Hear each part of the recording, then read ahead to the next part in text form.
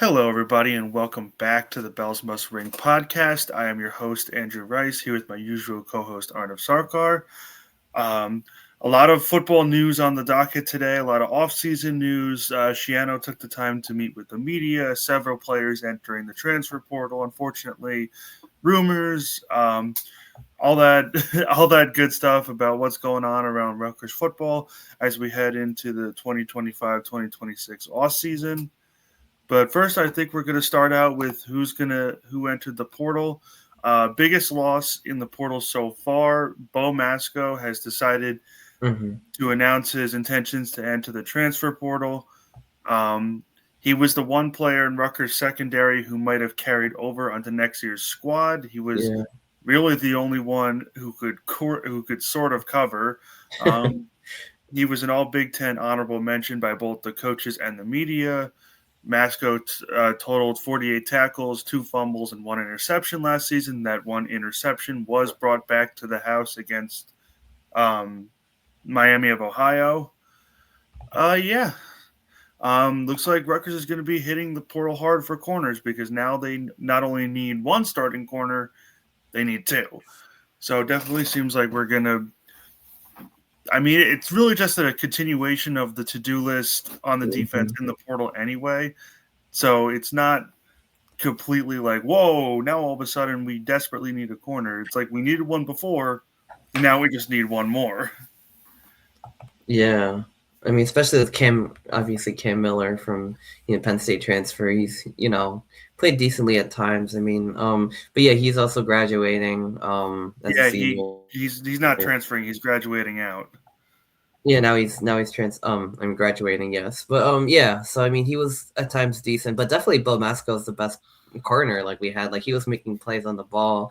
He was kind of able to, cover a bit. Like he was like probably the one guy in our secondary that, wasn't like a liability. And like so obviously with him, leaving in the portal, that's rough. And yeah, they're gonna have to hit the portal hard for corners because I mean I really don't even know who's under those 2 guys, and they're gonna need Big Ten caliber starting cornerbacks. I mean, because last year's defense is just truly unacceptable, but especially with, Truly atrocious. yeah, I mean, like beyond, and I mean, I feel like as bad as the D line and the linebackers were, I mean, the secondary was like even worse. Like they were like not lining up properly. They couldn't cover. I mean, like Well, like let's not yeah, debate this. The best unit on the defense was the defensive line, especially as Eric O'Neill and Bradley Weeper they started got to at least better. become halfway decent run stoppers Right, at right, the end of the year. yeah, Everything else was just a complete and utter yeah. disaster. That's true. And it was rough because it was like, they struggled to get pressure or, sacks. They struggle to stop running quarterbacks. They struggle to stop quarterbacks in the pocket. They struggle to stop, deep passes, intermediate. Like, all like I would look at the stat sheet every week, and that was frustrating. So it was just, but yeah, I mean, as bad as they were in terms of pressure and getting sacks, like they were worse in coverage, and that I don't know, that was just a little bit too much for me and for a lot of us. But on top of that, our best, Bo Masco, I think he was our best corner, and obviously now he's leaving. So yeah, 48 total tackles, 2 forced fumbles, and an interception on the year. I mean, yeah, so obviously we're gonna have to hit the portal hard, but I mean, according to this outline, the rumors he asked for a lot more money than Rutgers was willing to pay based on like I guess what his worth or what they think he was worth versus what he thought he was worth, and Yeah, so I want to yeah, make this rumor clear and just kind of, it seems to be all but confirmed, but I just want to make this rumor clear. Rutgers had the money to pay him for what they evaluated his worth as. Okay, this is like I don't want to say close to fact, but it is it is as truthful as a rumor can be. Um, Rutgers had enough money to pay him for what they evaluated his worth as. However, he asked way above that, and realizing that the negotiations were completely, you know, right, not aligned with one another, he thought it'd be best to enter the transfer portal and find somewhere else to play. Not Mm-hmm. saying that Rutgers did not have the money to retain him. They did not have the money for what he for the they thought they had the money for what they evaluated his contributions as. They did not have the money to pony up for his, I guess, bloated sum that he thought he was that he thought he was owed. I don't want to make it sound like antagonistic, but he had one value, Rutgers had another value. They could not meet on those values essentially. I see. Yeah, no, that makes sense. So it's like they valued him differently than he, I guess, valued himself to like a significant margin where they didn't even really feel like the negotiations, or he didn't really even feel like the negotiations were really worth pursuing. So obviously, then he hits the portal, which that makes sense. I mean, this day in college football, or day and age in college football, that's kind of the name of the game. I mean, you get compensation, or I think you can get some directly from the school now with the revenue sharing, not even NIL deals like solely. So that's also plays a role in it. Out of the 20 million, a lot of that is going to football, and how much do you want to pay your defense? Like when you have all these guys on the offense, I'm sure that's a big part of it that they had to factor in to retain those players. So I mean, like It's obviously, very pro yeah. style. It's like, can we afford to pay you what you're looking for the contributions that you give us? Yeah, it's nuts because I saw like a post on social media. Well, I think it was just like kind of like a joke, but like someone on A&M, like it was like they signed a contract extension, and I was like obviously it was like lighthearted, like it was like you can't really sign a contract extension, but I guess that meant like they were re-upping his compensation for the next year. And then people are like, this is like how far college football's gotten, that like people are like talking about contract extensions in college football, like the NFL or something. I was just like, my goodness. Like, I mean, like I don't know. There's just been a lot going on in the sport between, I mean, coach firings and transfer portal, and I mean, just the way things are going has been just. I mean, it's almost like sometimes you just forget that there's games to be played, which is why it's nice to have the college football playoffs starting today, and that's obviously going to be a lot of fun. But I mean, college football is a business; it's a big booming business, and that's just the reality of it. And in terms of the portal stuff, like and the compensation, I mean, that's the name of the game. So I mean, it looks like those are decisions that Rutgers has to make, and obviously in this case, it looks like you know they didn't really see eye to eye on what his value was. So now they're gonna have to look in the portal and try to find someone to replace him. Probably multiple of them. So that's kind of the thing, I guess. Can you get someone worth the value and try to get an upgrade at corner? Because I mean, like I said, like I don't know, the defense couldn't really go anywhere but up last season. But Mascoe was probably one of the best cover players like on the team, really. So yeah. It sounds like it sounds like for what they were going to owe him, there's a very good chance that they could go out and get another corner, at least of his caliber, for the money that they were already paying him. So I'm not 100% too worried on this, but I will say, with the delay in the defensive coordinator search, that's what's starting to have me worried. Um, I guess we're just going to use that as a transition right into the actually, you know what? Before we get to that, offensive lineman John Stone also entered the transfer portal along with Mascoe on Wednesday. He really did not, you know, he really did not play that much other than on special teams. He was a special teams Mm. blocker. He was kind of buried down on the depth chart as a center, a little bit short to play in the Big Ten too at 6'2", and like a generous 6'2" uh, from what I've heard.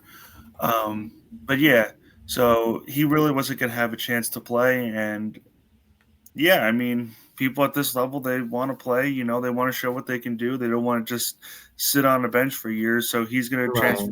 Right. Hope he can find somewhere we can contribute. Yeah, I mean, that makes a lot of sense. I mean, he hasn't really seen the field that much. I mean, yeah, like you said, 6'2". A little bit on the shorter side, definitely for a Big Ten lineman. I mean, you're probably looking at like guys nowadays are like sometimes 6'6", 6'7". Those are intolerant, but like at least maybe 6'3", 6'4", 6'5". So to measure up against these defensive linemen. So yeah, I mean he hasn't really appeared. I mean he redshirted in 23, didn't appear in 24. This season he played, but it was only on like special teams as a blocker, Hmm. according to On3. So yeah, but I mean, in terms of playing on the offense, he hasn't really been able to, crack the roster and or crack the lineup, and that's even with so many injuries that on the O line. I mean, we're talking about multiple, injuries that have shaken it up, have brought in like reserves, and we saw Mushugiwa come in and end up playing a lot of left tackle, because Langsdale and Chin, got injured and Tyler Needham did. So even after all of that, he still didn't really crack, get on the field. And yeah, that definitely makes sense because I mean, you might not be able to play at this level, but that doesn't mean you can't play college football. I mean, there's a group of five, there's FCS, there's like a lot of lower levels. There's a lot of places where he could start, even and make a big impact. So it definitely makes a lot of sense in his case. I mean, I've definitely seen that trend with a lot of the Rutgers, like some Rutgers players who haven't really cracked the roster or haven't really contributed that much. Like I remember like Rashad Rochelle, went to Indiana State, FCS guy, and Chris Long like went to I think Montana State, and he's been doing pretty Johnny good. Shepard. Yeah, Johnny Shepard. I mean, so many, I mean, Wimsa ended up transferring out and down. And I mean, so many guys who, like, for whatever reason, couldn't quite crack it at this level, like, have been able to do better or, on a lower level. And even guys, who have transferred to other schools on an adjacent level, too. I mean, like, thinking about, like, Monterey and people like that. But in terms of the lower level transfers, it makes Well, a lot. Monterey got offered a contract he essentially couldn't refuse by Miami, so Yeah, that's that a one's little bit of a different story than yeah. Snoop, I would say. Yeah, that one's not really so much of like a lower level, but I mean that's more like NIL related, and he definitely has the capability of playing at a high level. We'll see him in the playoffs tomorrow, but in terms of like Well, we yeah, won't see him. We'll see him on TV. right, yeah. No, I'm very excited about the A&M Miami game. I feel like that could be probably one of the best games of the weekend. But anyway, I mean, besides, yeah, in terms of lower level transferring, I mean, it's a good idea. I mean, those guys, they might not be able to get that much time up here, but down there, wherever that is, like they probably will. I've definitely seen it with a lot of skill players. So probably the same idea with the O line. I mean, you see how Yeah. much the O line and D line swings those FCS games or like matters in college football. I mean that's the reality of it, whether you like that part of it or not. But I mean for him, like I think he could definitely be a contributor somewhere else. Probably wouldn't get a chance here at Rutgers, especially Ryder Lake still coming back, and the size doesn't really measure up like all Well, those. like I said, he's a center. He's in his third year. He's at like number 3 on the depth chart. Like he was not gonna. No, Yeah, that's the thing. Like, yeah, so it's just he was not gonna play. yeah, he was not gonna play. Yeah, they have multiple people like ahead of him, so yeah. I mean, sometimes like I said, that's the reality of it. But obviously wish him the best. Obviously, another New Jersey O lineman, and then same thing for Bo Mascoe too. I mean, obviously, like he had a huge impact, so definitely excited to see where he ends up. And like TKR has like a tracker sometimes where they follow like who does what, like a other college football programs. So sometimes I like see those articles, and it's always nice to see like how the former Scarlet Knights are doing. So definitely things to I guess keep in mind. But yeah, I mean I guess that's our portal news of the week. I feel like the initial batch kind of came out a couple weeks ago, and it was kind of like, but obviously it's going to pick up. I think it's going to pick up some more when the portal officially opens in a couple weeks in December. So inward, outward, we'll start to I guess we'll start to see that who trickles in, who trickles out, and I feel like we're just getting started with that. There's probably a lot more portal news to come, but we've had some pretty big ones so far as well. Yeah. I mean, we've had some pretty big ones in terms of the portal news, but nobody lost any of the big three, which I don't think I need to Thank exactly explain who the big three are, but yes, I do. It's Ian Strong, KJ Duff, Antwan Raymond. Oh Those are my your god. big three. Full Yeah. stop, bar none. They You have need not them. entered the portal yet. It and you know, diving into some things that Schiano said in his, I guess it really wasn't like a media availability. It kind of seemed like he just had a couple minutes to talk to a few reporters. We obviously weren't there, but yeah. So it sounds like from what everybody else was saying that they're that they weren't that they're very confident in the fact that that those all three of them are going to come back. Nice. But he also mentioned that you're confident until you're not.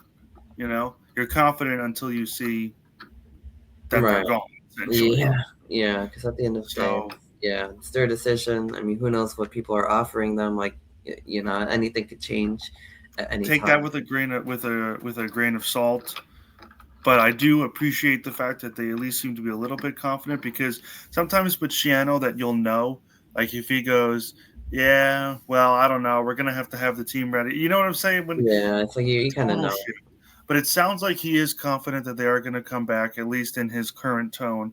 So, but like you said, you're confident until you're not. So we'll Yeah. see what Let's happens see. there.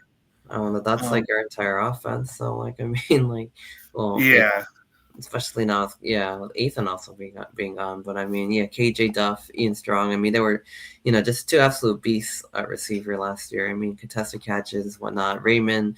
I mean, we'll get to it, but you won the Cornish Trophy, had a great season, over 1,200 yards. I mean, he was just also like, sometimes it was receiver, sometimes it was him that was carrying, the team on his back, literally, like every play, like or every drive, and yeah. I mean, like I said, sometimes it was Duff and Strong, but Raymond, when the pass game wasn't going, it was all him, and we do definitely. 41 times ran the ball for 240 yards and one touchdown against Maryland. Like, whew. Right, exactly. So I mean, like like And yeah, you spell bell cow.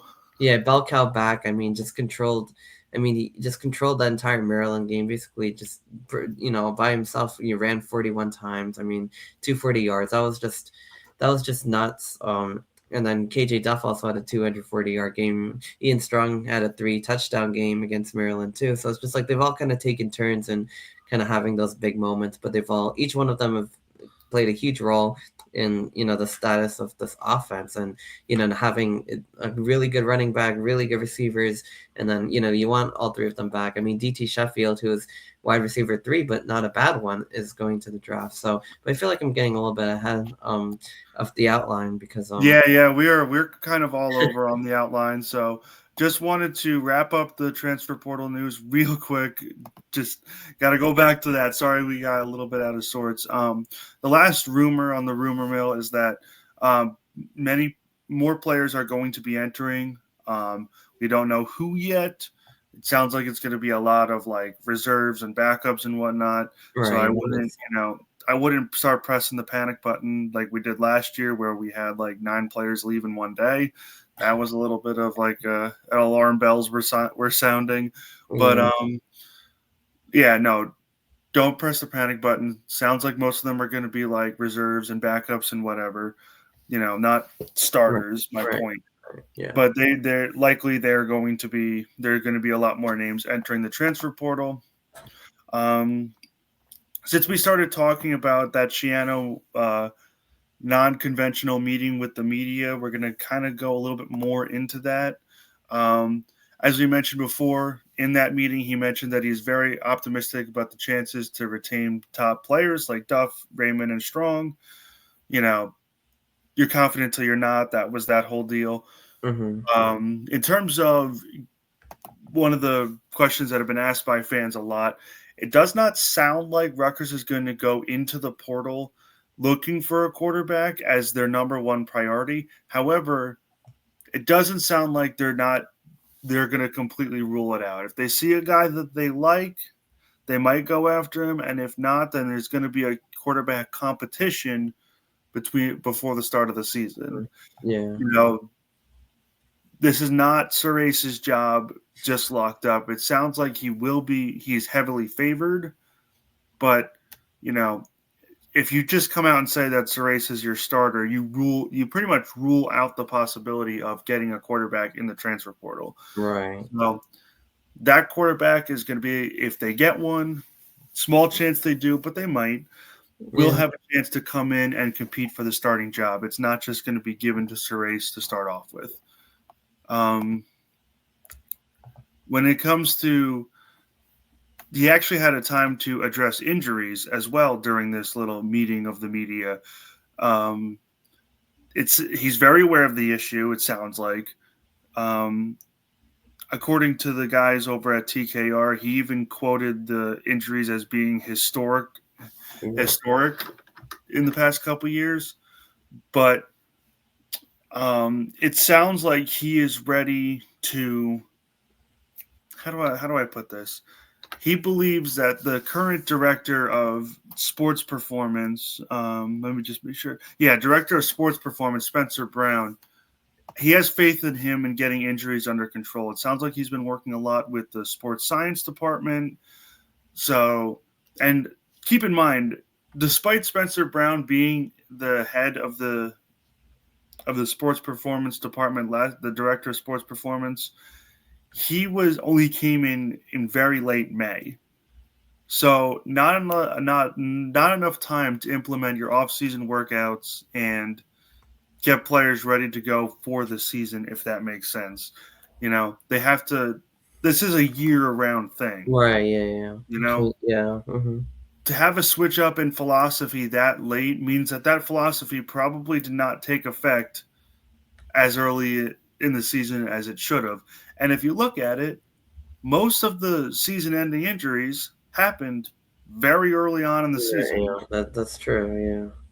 So, you know, Schiano is hopeful that they will be able to get injuries under control with Spencer Brown.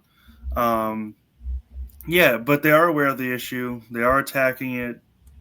Sounds like it's going to be it's going to be very interesting to see, especially how that plays out, because the past 2 years have just been completely unacceptable with how many bodies have been hitting the turf. You know. I know. Yeah. No. I mean, like, it was like unbelievable. I mean, last season, got kind of derailed because of injury, especially on the defense. There's a lot of those, and this year, like, I mean, it was like even more. Like, well, in the beginning of the season, it felt like someone was going down like every 5 plays. Like, and it's just like whenever there was like something bad happen, like whenever there was like a good play or sometimes even a bad play, it was just like there'd just be like Scarlet Knight down on the field, and I was just like. We're like, of course that happened. I was just like what is going on? Like they're like people are dropping like flies, like literally. And I don't even know. Like, I mean, obviously right in the beginning, Daryl right, I think Dina Goey like was injured, or No, right for Doug Blue Eli. Doug Leland, Dina right? Goey did get injured later, but Yeah, he also missed Blue a lot Eli of was. time later in the season. But yeah, Doug Blue Eli was the one that got injured like for the season before it started. I mean, Abram Wright, I think, was in and out. Moses Walker, I think, got injured for the season as well. I mean, just so many other players, so many depth and reserve pieces, special teamers, you name it. I mean, like players you don't really think about, they got injured, but also a lot of players that you do think about. CJ Campbell, getting injured for the season. I mean, so many different pieces. So offensive linemen. I mean, we talked about that, like Ryder Langsdale.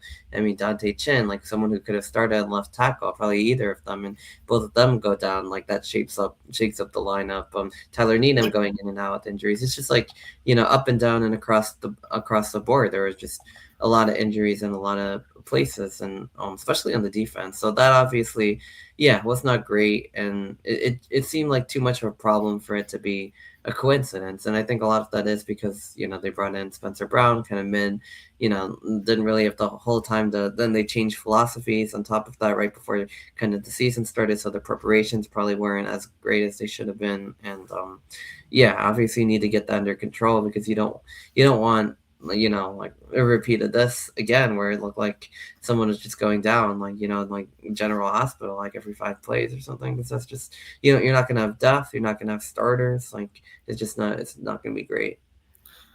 Yeah, I mean, especially coming from. At least they're acknowledging it. That's what I'm Yeah. saying. At least they're Right. acknowledging it. They're Exactly. They're working not on it. saying, "Oh, it doesn't matter." Oh, like, whatever happened, like, yeah, they're saying, "Hey, this is a problem. We're They're gonna not get just throwing their hands up in the air and say, "Well, we were unlucky," and that was it. right." So Yeah. that's what I'm really Yeah. glad to Me see. I'm too. glad that they're working in close conjunction with the sports, with the medical sports people. I don't really know what they're called. I guess the team doctors. Team doctors. You know, Yeah. Yeah. Right. Right. but kind of like the last tidbit from that uh, Schiano meet was that he was asked what is he looking for in a defensive coordinator. He mentioned that he is not tied to any scheme, but there are certain philosophies that he needs to have in the defensive coordinator search. Um, Gonna kind of tie this into one of our later segments. Rutgers actually has been interviewing people, and they have had a decent amount of interviews um, with coaches, but the rumor is that other than Rob Ulrich, who went to Nebraska, they're not very interested in any of the coaches that they have interviewed so far. At least Schiano does not seem very Interesting. interested in any of the coaches that they have interviewed so far. So they're going to keep trying, they're going to keep trying until he finds a coach he likes and then go after them, obviously. But yeah, other than Ulrich, it doesn't really sound like Schiano was too enamored with any of the coaches that they have interviewed. Yeah, that makes sense. I mean, I was hearing Orrich's name and obviously seeing him going to Nebraska, and I think someone else also went to like a Big Ten school or something that we were thinking about. But Well, no, the yeah, defensive that's coordinator from interesting Ohio because I mean, went to Syracuse. The defensive coordinator from Ohio went to oh, Syracuse. that's I what it was. forget Yes, his name, Syracuse, but Ohio. that's who they Mm, wanted. That's another yeah. person who was tossed around Oh, in right, our right, right. in Yeah, yeah, yeah. Yeah, I think the search. that's what I was thinking of. Yeah, Syracuse. Yeah, yeah. Yeah. I guess that probably doesn't have to do with the Brian Smith thing because I mean, that just happened like very recently, so that was probably before. But anyway, Wait, I'm yeah, no, that's sorry. what I was What? thinking about Syracuse. I was thinking like when Brian, like they fired Brian Smith, like, but that the DC doesn't have to do with like that, right? Because you mentioned like Ohio. I don't know, so Oh, like the that's a DC. coach. Like that's a coach. Oh, He's a head coach. Like the defensive and the head. yeah, yeah, yeah. No, but sometimes like coaches, like like the coordinator positions, like also step away when a coach does, or it opens up, or maybe not. No, Maybe he was if hired away anything, before he got fired. He was hired away yeah, that's before what he I got was thinking because this just happened like very recently, like with the whole developments with him, like only Yeah, in this no, he past. was hired by Syracuse at the beginning of December. Yeah, no, Mm, no, yeah, so that's not that's the related. other No. guy. I see, but that's the other guy that we were interested in. He went to Syracuse, and then in terms of RH, that name does sound familiar because there's the other RH guy who coaches at Harvard, and everybody's really high on him too. But yeah. So then he obviously went to Nebraska. So yeah, it seems like these hot boards are kind of going out the window. But at the same time, there's still going to be obviously a big search that's going on.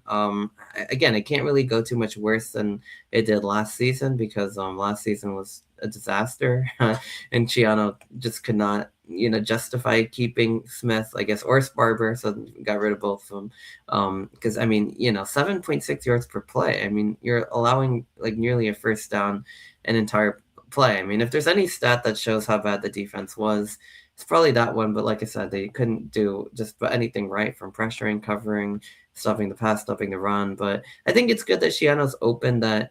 I mean, he, obviously, like he wants his philosophy, and he wants someone who kind of shares his thought process and his mindset, some familiarity. I mean, he's been doing this a long time. Like I think he's earned that.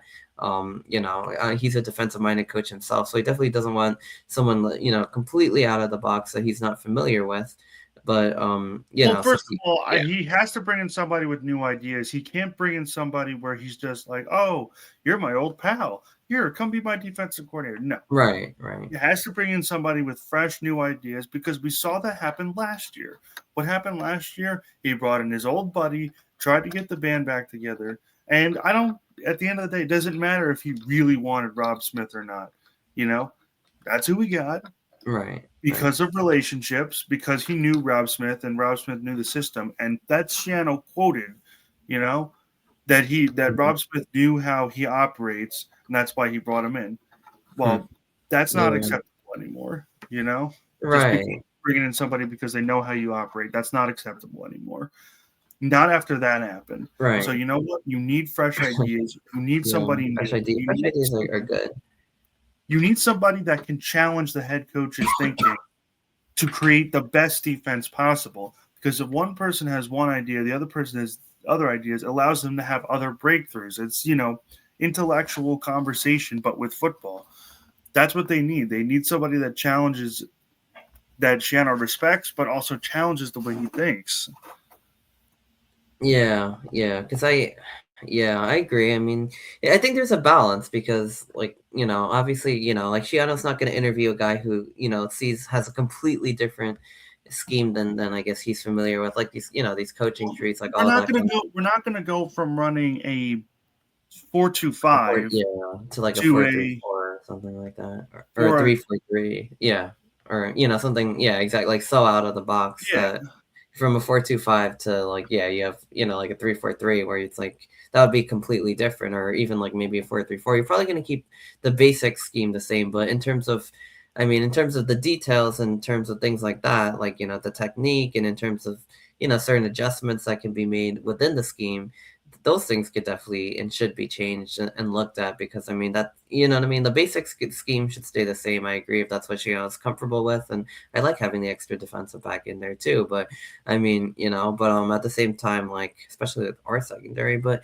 I mean at the same time though, like you don't want to be, I mean, yeah, like you want to be keeping the basics the same, but then at the same time you want to be working on the details. And if the defensive, your defensive coordinator, and you have slightly different ideas, like that should also be fine. I think Shiano even basically said that in his meeting with the media, that obviously philosophically he wants someone that he's aligned with and kind of on the same page, but in terms of the details, and in terms of the technique, and in terms of those types of things, obviously that's the defensive coordinator's call to run the defense. So basically, yeah, he's not tied to any scheme, but he wants someone who, like, I guess thinks kind of like the way he does, but he's definitely open to some flexibility. And he's gonna obviously give control, of the defense to whoever his DC is. And he also did mention that he wants like kind of the equivalent of like a Kirk Chiraka, but on the defensive side of the ball, like someone who's a leader, who really can call the plays, like lead the players. He's someone like that who really gives control to the offense, and or to the defense. And yeah, I mean, I feel like they were pretty okay with, like, Joe Harrisimiak a couple years ago. And I feel like that was another guy that they were pretty high on. Obviously, he ended up taking a head coaching position, but you kind of want to have someone who can, like, lead the players, and who can, I mean, those are like the basics. And obviously have the players play up to their full potential, because obviously what we saw last year was just like none of that. I mean, players are not playing up to their full potential. I feel like the scheme was confusing them.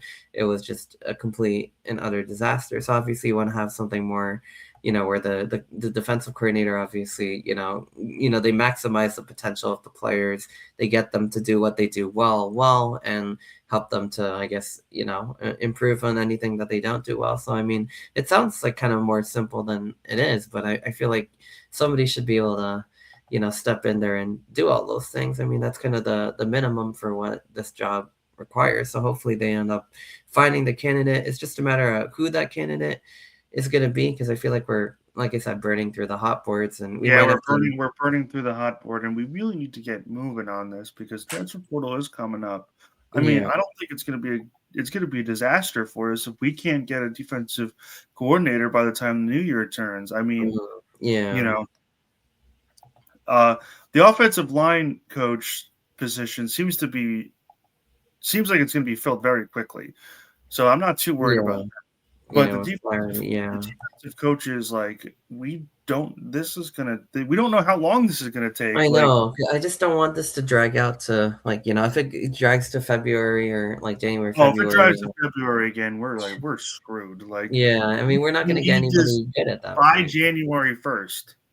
By January Right. Yeah. 1st, It's probably going to be you know. somebody that nobody's really like, has tabs on or, isn't, probably like, yeah, it's probably going to be someone that's a little bit this time around, like probably a little outside the box, but hopefully, I mean, hopefully it works out and we get someone good. Basically, I guess and the thing is, you don't really know that until like when the season starts. Like, you could think like, oh, it's gonna be fine. Like, I guess people thought with Smith and Sparber and it didn't. But obviously, this time we kind of want fresh ideas and we want to kind of have bring in maybe like a hot shot at a position coach or from another school. Or I've been hearing like maybe they'll go to the NFL and try to get someone from there without the way these college coaches are flying off the board. But we'll see. I mean, hopefully, like it doesn't, with Schiano not being really interested in, anyone except for like Orich and, I guess the guy who went to Syracuse. Like, I mean, you know what I mean? Like I don't know. Like it seems like,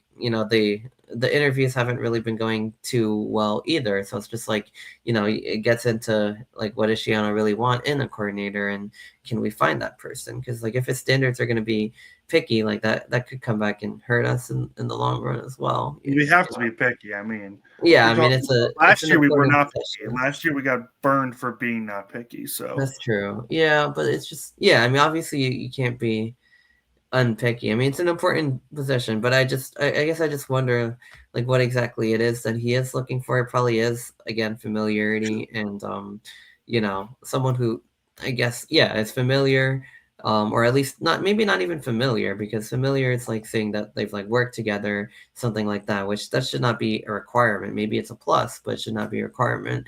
But in terms of having the same alignment. I mean, you're not going to bring in someone who runs a completely different defense or thinks completely differently than you do, because then you're going to, there's going to be all these clashes and stuff like that. So, yeah, I mean, hopefully they end up finding that person who really thinks the same way that, or, like thinks similarly to Schiano, but probably not, hopefully, I guess not too similar, but similar. And, they're able to find that bridge. And, yeah, I mean, well, like you said, I think it has to happen quickly because, come January, after the portal opens and everything, I mean, most of these coaches and coordinators are going to have made their decisions for next season. So you really want to get ahead of that. So you're not just picking someone just because you don't have another option, which is kind of what happened last year. And obviously we saw the way things went when the season started. So yeah.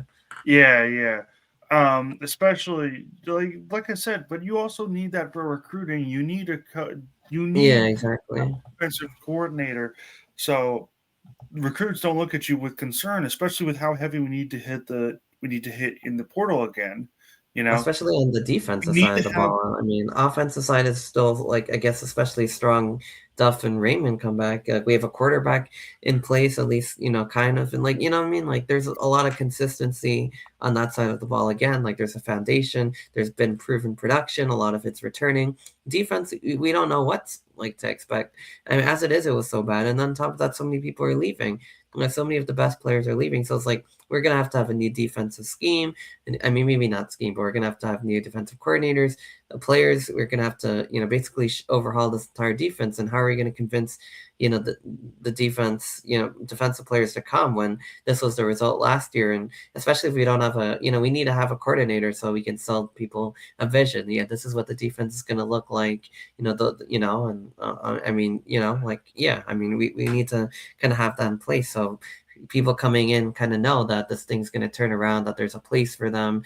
All those things are important. That and whoever we get, maybe they also can help out in recruiting. I mean, that's if they have familiarity from a different school or whatever. I mean, obviously it's just a huge boost to have. So without that, like it's going to be very hard to convince people to come in the portal and be like, well, who's your defensive coordinator? Isn't this the same defense that gave up 750 yards against Oregon and you guys still don't know what you're doing, I'm out. Like, we don't want things like that happening. We want to have, okay, that was last year, but this year we're turning it around. This is how we're going to do it. This is the exact role that you're going to have in this defense, is what we want you to do. So, yeah, I mean, like you said, like we have to get onto it so people can believe in a vision going forward. And that's how we can get the best talent to join us. Exactly, and it's not going to happen without a defensive coordinator. We need that. It's Right. because they need to know what they're stepping into at the end of the day. Exactly. So, time to make a hire. Time to like it's a little bit like andale, like come on, Yeah, step it up a little bit, kind of thing. But obviously don't hire somebody that you're not that you don't like, right, right? yeah, that's a bad Don't idea. hire like somebody in a person, but maybe it's time to start kicking the interviews into overdrive a little bit. Just Maybe, just whatever have you. whatever it takes, I Anyway, guess. we're not coaches, we're not making hires. I just know that to have the best success, this needs to be done by January 1st. That's what I know. Yeah, Um, that's a just fair point. with the last kind of the football news, Antwan Raymond has won the Cornish Award. He is honored as the best Canadian-born player across college football. Um, he finished the season with 244 carries for 1,241 yards, 13 rushing touchdowns, 2 receiving touchdowns. Best game of his season came against Maryland, ran the ball 41 times for 240 yards and 1 touchdown. With this achievement, Raymond now joins Chuba Hubbard and Chase Brown, running backs who currently play for the Carolina Panthers and Cincinnati Bengals. I know that both of them have kind of made an NFL name for themselves, especially Chuba Hubbard. Yeah, it's really like a distinguished list to join. Jet Elad was again nominated for the award before, so two out of 5 players on the board were Rutgers players who were nominated to win it. So maybe time to start tapping the oil rig in Canada a little bit more for recruits, because we seem to be doing very well when we do get them. But Yeah. anyway, very, very excited for him. Hopefully he sticks around next season, and hopefully gets another one next season as a member of the Scarlet Knights. Yeah. Yeah, just, congrats to Raymond. Obviously, it's a big award because that's like one of the that's one of the major college football awards. Like, it's not like, one of the biggest ones, but like It's not the Heisman, but it's still a yeah, major. exactly. It's not the Heisman or like the Doak Walker, which he was also like a finalist for Raymond, but yeah, he was one of the 10 semifinalists for that. But for them to be, there to be 5 Rutgers players in the that were finalists for the Cornish Award, and then Raymond obviously winning it. I mean, like, that's terrific. But he definitely deserved it. Like we mentioned, like I mean, just his performances, like running it 41 times for 240 yards and a touchdown, rushing for over 1,200 yards. I mean, and Monungai, I think, like, didn't even have that much when he was a Big Ten leading rusher like that No, season. he did. He had Or more. he did? Or Yeah, maybe he did, yeah. he had he had 14. more. I Yeah, I want to thought say he, yeah, he also had a bit, but oh yeah, you might have had more. But yeah, I mean, Raymond also had quite a bit. And then, I mean, like I said, sometimes he just put the offense on his back. I mean, as good as the receivers were, like, there's moments where they just went to him on the ground for 5, 6 plays on a drive, and he would get like 10, 7, 10, 13, 15 yards, like in the Penn State game before, like, that all kind of went the other way too. Like, that was going, yeah. you It know, was yeah, let's not talk about that. But anyway, he was point is, essentially a battering ram. I mean, they just kept ramming the gate with him, and each time instead of yeah, it's like he would start picking up more yards and, like, 8, 5, 7, 13, 12. 15. Like, you can't bring him down. Like, it was just, that's like the Rutgers running back mentality, I guess, from Pacheco to Monungai to Raymond. I mean, Raymond, like, has, like, almost, like, I don't want to say he's better, but, like, he almost even has more of it in a different way, where it's not just brute force, but there's just a bit enough shiftiness where it just works. Like, it's he's hard to bring down, not and because he's physical, but he also just I don't know, like, he just has what it takes. Like he has like just enough finesse to add to that where it becomes like a problem. And I'm sure part of that also has to do with the O line and the way they block for him. But I mean, he even after like contact, he would just keep picking up extra yardage, and that's what made him such a dangerous back. And obviously, yeah, I mean, one heck of a season. And yeah, obviously he wasn't gonna win like the Doak Walker. I mean, like Jeremiah Love ended up winning it this year.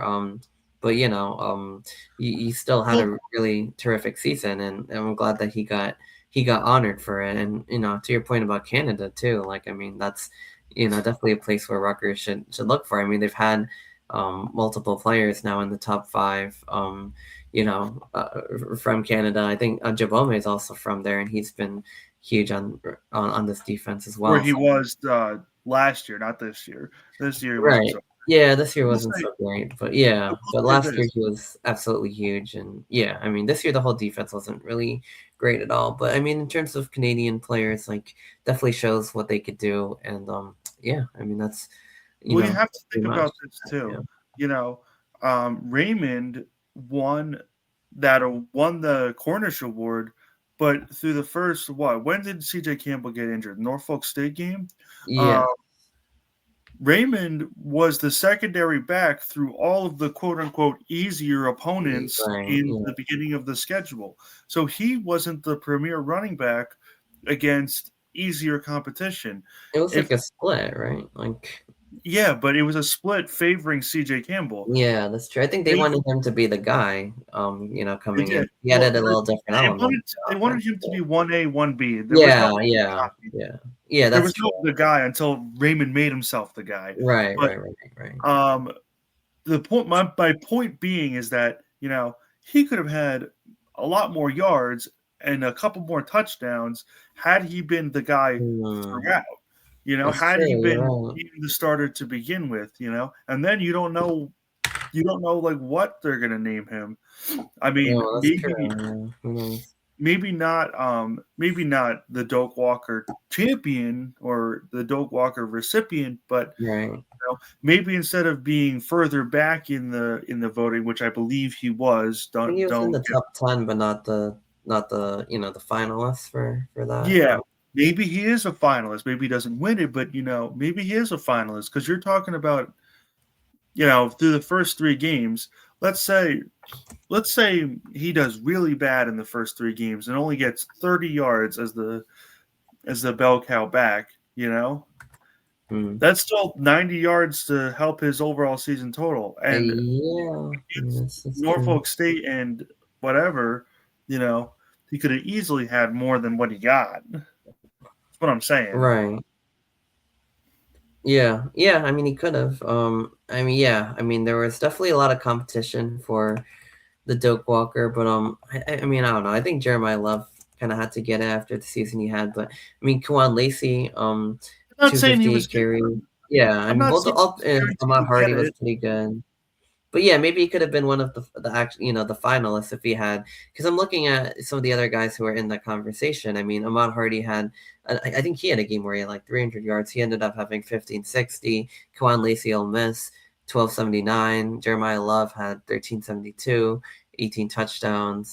So yeah, I mean, he was a little bit shy of that conversation, but not by like a whole lot. And if he could have really produced for another 3 games, and I guess now you keep in mind like who those games were against, and Raymond could have picked up even more yardage. I mean, if he was bell cow against Ohio, Miami, Ohio, or Norfolk State, like he could have probably added another 200 yards to that at least. And but yeah, obviously, I think they did want a little thunder lightning because Campbell's kind of like he could catch passes. He's like more shifty. Like we saw what he did early, and Raymond is kind of like battering ram. So it's like good to have both. But Raymond was just, I mean, once Campbell went down, I mean, he was like 1A, 1B, and 1C for the Scarlet Knights. And then I guess if you ever needed a 1D or like if you ever needed anyone else, but after that you had like Deshaun Benjamin or Sam Brown or someone come in like that. But I mean Raymond really just put the entire offense on his back multiple points during the season. So that was just yeah, I mean, I think you're right though. I think if he had a little bit,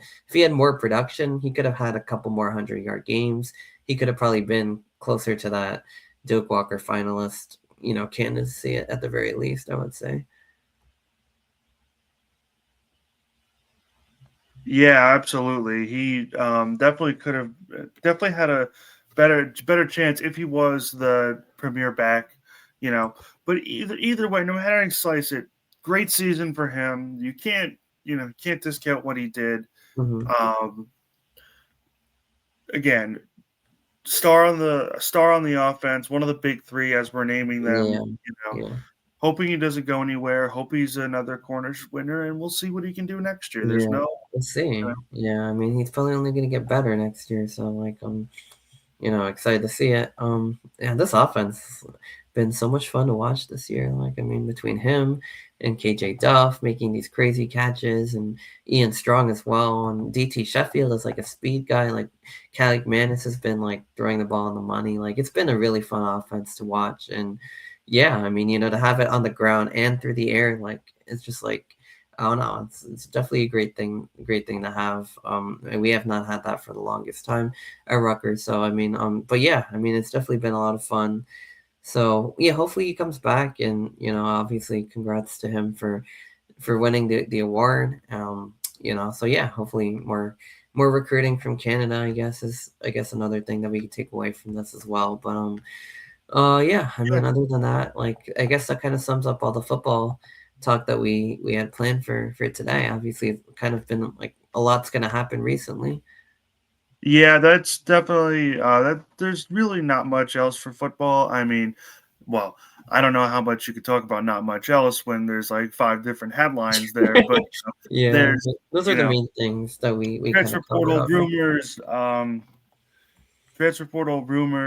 the coaching meetings, Yeah, not Doak Walker, Cornish winners. It's yeah, it's you want the headlines, we got them. There you go. exactly. But now, fortunately, we have to shift over to basketball.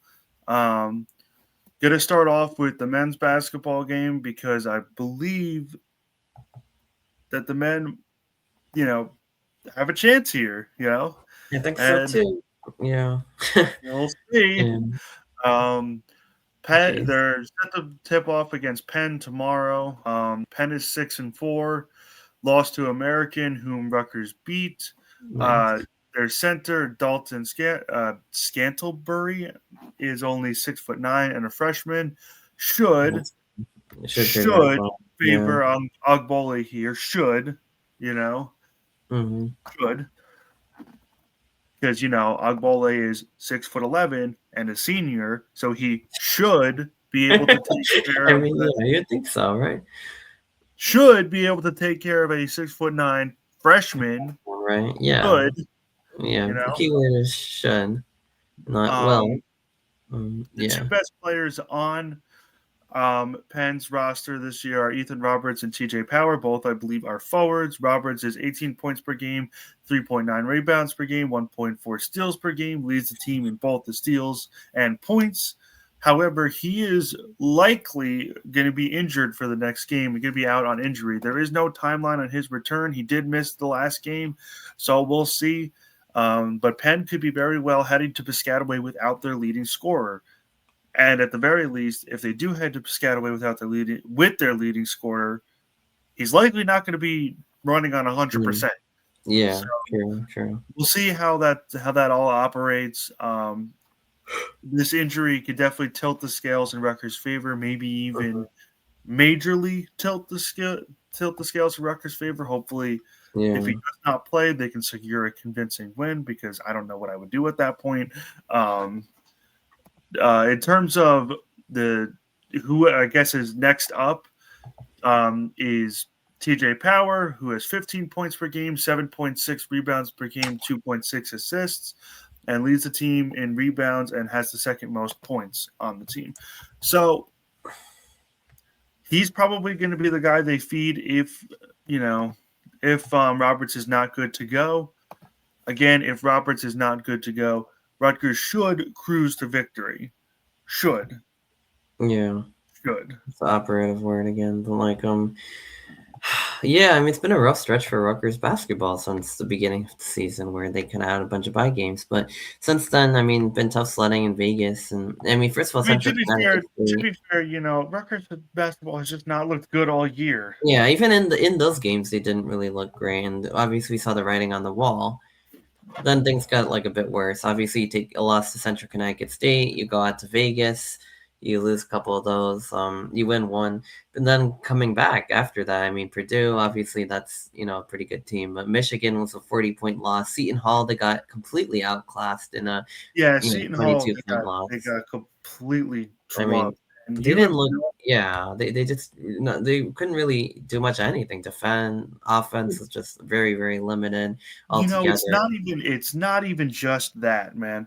It's not even just that. They got beat so bad that when Pico suggested about having a Oh home and yeah, home against Seton Hall through a year, Shaheen Holloway kind of laughed at him, like balked at the idea and laughed at yeah. him, He's like, we should come back to the Big East then. I guess was his idea, but oh Lord, that's just oh. I mean, yeah, I think both of them were kind of just joking around at that point, but I yeah, don't know. home. Michael seemed kind of serious. I'll be Hmm, honest with you there. interesting. Yeah, I mean, I You know? guess you have to remember that this is kind of this is the the anomaly, I guess, because usually, I mean, it's not like Rutgers always beats Seton Hall, but it's usually at least very competitive. Rutgers has taken the last two, but those two Seton Hall teams weren't very good. This year, Seton Well, Hall to is be fair, Seton Hall usually beats Rutgers. Seton Hall yeah, does. back in the, I guess, yeah, going looking at the whole history of this, yeah, Seton Hall's kind of had, I guess, the upper hand in the series until like relatively recently, and then Seton Hall took or Rutgers took the last couple of them. But yeah, I mean, I guess when Seton Hall's kind of been, and both of them have kind of been quote unquote basketball schools, but Seton Hall is definitely much more of it, and they've kind of had the upper hand for a while, and obviously both of them kind of taking a step back. Rutgers got the last two. Seton Hall really wasn't good last year. Yeah, I mean, even the year before that or the year before that, they also kind of weren't. But this year, Seton Hall just looked completely over dominant. But I feel like that's kind of more the exception than the norm. When not only do they win, but they look so dominant that it was kind of like, oh, well, Rutgers wants to play us again. It was like, so I mean, I guess yeah. But I mean, Seton Hall year over year turnaround just incredible from 7 wins to. I mean, they have 10 already, and it's we haven't even hit Big East play, conference play, which I guess for them will start today against Providence. So I mean, we're basically in that stage now where we're swinging towards conference play. But for Rutgers, after I guess a long point short, like to go back to what I was trying to say, like just a lot of tough losses for the Scarlet Knights, and they've kind of looked more and more lifeless as we've went on, which is a little bit frustrating. Well, And obviously, I will say this. After getting ran out the court by Central Connecticut State, after getting drubbed by Tennessee, and right, then getting smacked around by Notre Dame throughout the first half, they showed some life and came back and to made a beat close Notre UNLV, Dame game, beat UNLV, and then they just got completely outclassed by Seton Hall, who will be ranked by the end of the season. Book they it. I don't. will. Yeah, I'm sure they will. Yeah, Michigan and Purdue, where they were just completely outclassed. yeah, It's just if there was any time for this team to show one singular pulse, it's these next two games. Take care of business against what is projected to be a reeling Penn team, and then mm-hmm. a absolute disaster of a Delaware State team. Yeah, Who yeah, you okay, think we're bad? I think they were like 320 in Ken Palm the last time I checked. So, you know, right. That's fair. take care. Not even. I didn't think they 320. I think they were like 330 in Ken Palm the last time I Oh. checked. So, take care of business against this Penn team. Smack around Delaware State Yeah, that should be like a 20-point win, and get some life back before. for Big Ten play starts because it's starting soon after this. Give the fans something to look at in Big Ten play, or at least give me something to look at when I cover you. Yeah, right. Yeah, because for you, there's not really going to be like an escape, I guess. But like even if they do bad, but like um, yeah. I mean, looking at it's just like Central Connecticut. So that it's like they lost three, they won one to against UNLV.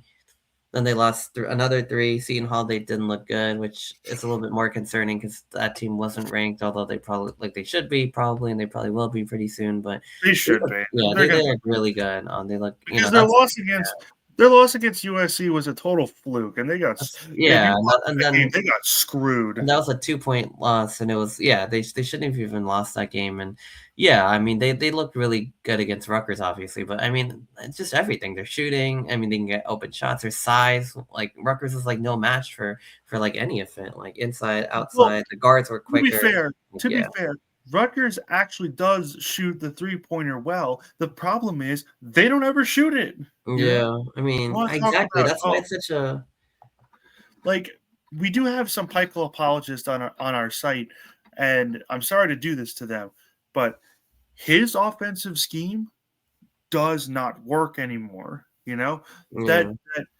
the 2-point, step back 2 or I know, I hate that. Like you bleed the shot clock and then you take like a horrible percentage shot, like that. You don't have you know what I mean? It's like not a good analytical shot. It's also just not a good shot in general because like it's tightly guarded. It's like here's an average Rutgers offensive possession this year. Get the ball, drive up the court, and if you don't turn it over, or drop it somehow, have it ripped away from you, you do this. You pass the ball around a bunch of times, you bleed the shot clock out, you take an ugly 2-pointer where you had no chance of making it, miss, and then the other team goes right back down the court. Yeah. It's just like that's just not the way to run an offense. Like, I don't know, man. Like, and and now we have we Zerno's able to catch and shoot with 0 release or 0 time and with the hand in his face, and that's how we're getting some of a lot of our points, and it's just that's just not.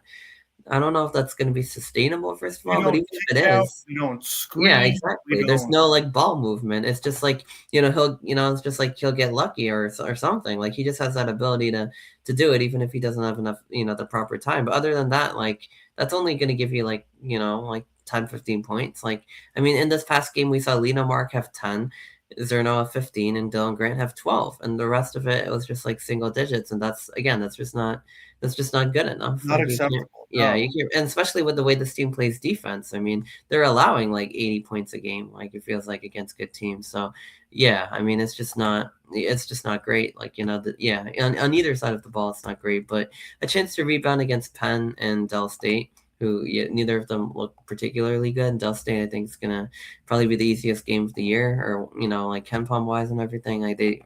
Among them, they lost to Virginia State, who's not even a D1 team, I'm pretty sure. But so yeah, I mean, Virginia State was the D2 team that took Norfolk State in overtime, wasn't it? In football, yeah. Right. Yeah. So I mean, yeah, Dell State, they beat Keene by 2, and I think that's also a D3 school in New Jersey. So I mean, Virginia, Virginia State, they lost to. So I mean, they struggle with against teams that are probably even worse than them, and against better teams they've definitely struggled.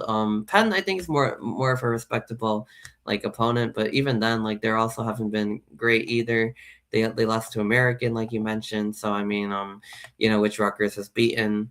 Their wins, not too many. A couple over Drexel and LaSalle and other, I guess, Philly schools Rowan. They did beat again. That's another New Jersey school I think it's a D3 school. But yeah, I mean, against relative competition. Yeah, Rowan is D3 to my knowledge. Yeah, against relative competition, they lost to Princeton by 24. They haven't looked good against I guess the D1 competition on their level. They've lost. So I mean, against us, we should be able to take care of that. They beat Lafayette by 2 recently, but we should be able to. They lost to Villanova. Villanova's a pretty good team, but I mean, we should be able to take care of it. I hope we can, because these are going to probably be our last 2 games you can pencil in as a victory. And an interesting little coaching tidbit is that Fran McCaffrey, who used to coach Iowa for the longest time, is going to be making his return to Jersey Mike's Arena as coach this year. So that's a familiar face that Rutgers and Big Ten fans know. Yeah, so I mean, I think that should be interesting as well. I mean, I was kind of had our number a little bit in basketball too recently, and obviously now with a different team, like we see how that plays out. But he's definitely familiar with the environment here and how things can be. Yeah, perhaps he's more familiar with the old Jersey Mike's arena than the current one. But anyway, um, how do I put this? The atmosphere is not what it used to be, and for good reason Right. because they I just mean, are not performing up to standard. But yeah, yeah. anyway, gonna take a quick move over to women's basketball before we get out of here. Obviously you cover women's basketball. What are we dealing with when Lafayette comes to town? Hmm. Oh, it's an interesting game, but it's kind of like we're in the same spot as the men's team. I mean, Lafayette also coming in 4-6, not exactly the best competition, but they've kind of had an interesting year. I mean, they've lost to a couple of schools that that Rutgers either would or did beat. I mean, they beat St. Peter's by Lafayette did beat St. Peter's by roughly 16 points, if I'm doing this math correct. 18. Yeah, which Rutgers also ended up falling away from. They beat FDU, whose FDU has kind of been on a hot streak. Their last loss was to Rutgers, and since then they've been taking care of a lot of other NJ schools. They beat St. Peter's, they beat Monmouth, they beat NJIT by a lot, they beat Del State. So yeah, I mean FDU kind of hung tough in that game against us. St. Peter's also did for quite a while, but Lafayette ended up beating St. Peter's, losing to NJIT, losing to FDU. They did beat Pittsburgh, which is interesting on the road, but Pitt also did lose to a D3 team, which I think that game was an exhibition game. Not They didn't really even count that because it was supposed to, I guess, be a mismatch, but they lost to the University of Scranton. Um, yeah, which a lot of people were making office jokes because of that, obviously. But that's a good team. I think they're like one of among the best like D3 teams in the country.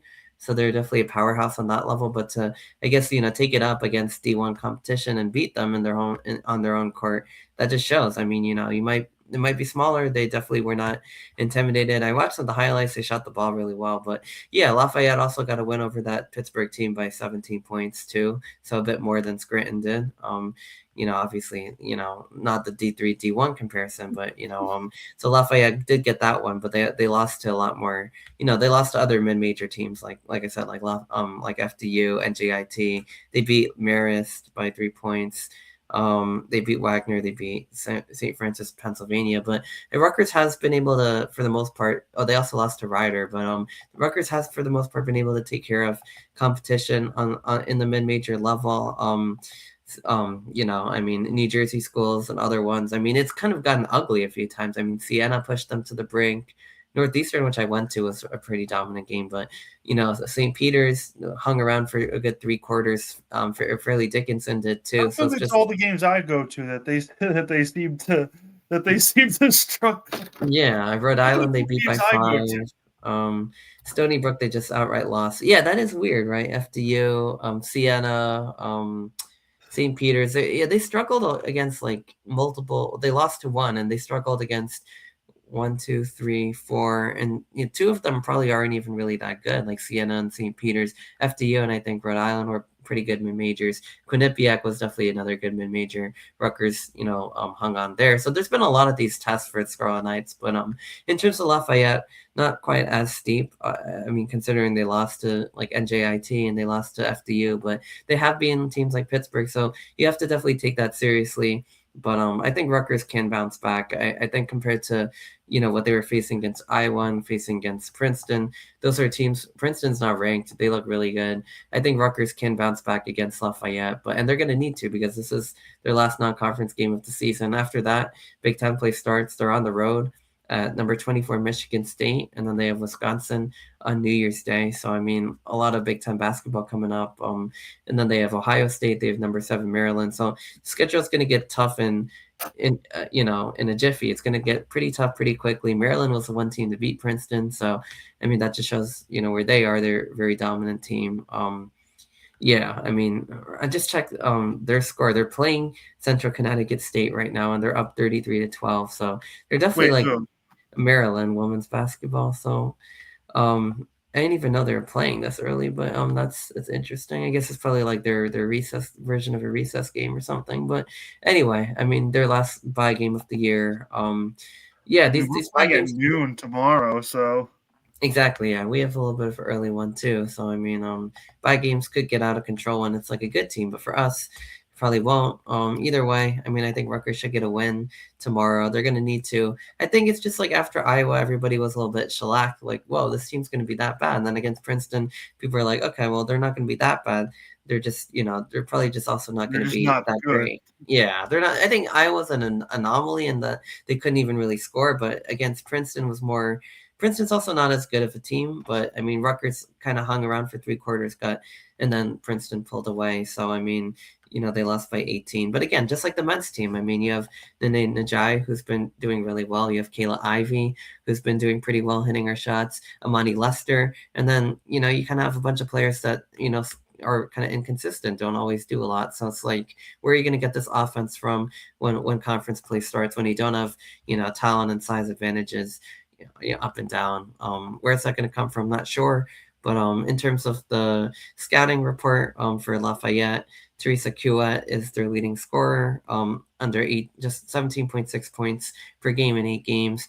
Guard Talia Zarinskis, second highest leading scorer, 12.1 points, 3.2 assists. Forward Madison Krug leads them in rebounds, 5.6 points per game. So that's probably going to be, or rebounds per game, probably going to be who you look for for the Leopards tomorrow. But I mean, in terms of the Scarlet Knights, they should be able to get a win. Yeah, it should be able to take care of business. Should Honestly, I be.